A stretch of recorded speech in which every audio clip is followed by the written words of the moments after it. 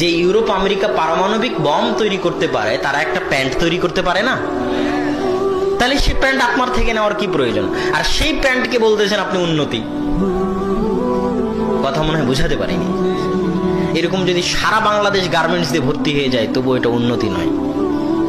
সারা বাংলাদেশের কোনা কোনা যদি গার্মেন্টস দিয়ে ভর্তি, এটা উন্নতি নয়। এটা আমেরিকাও জানে।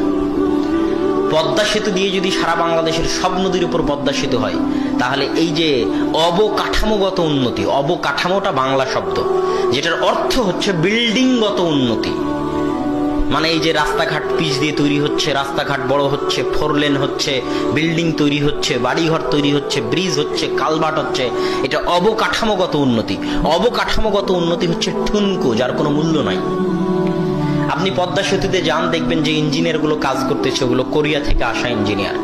আর মাথায় যারা ইট খোয়া বালু নিয়ে ফেলতেছে পদ্মার পাইলের মধ্যে, ওগুলো হচ্ছে নরসিংদী নারায়ণগঞ্জের লেবার। এটা হচ্ছে উন্নতির মাপকাঠি। যেই দিন আপনি শিক্ষায় উন্নতি হবেন, জ্ঞানে গবেষণায় উন্নত হবেন, সেই দিন আপনি উন্নত।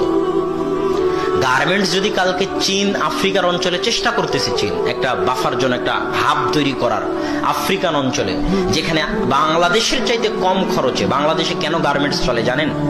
বাংলাদেশের মানুষ অল্প টাকায় শ্রম বেশি করে দেয়।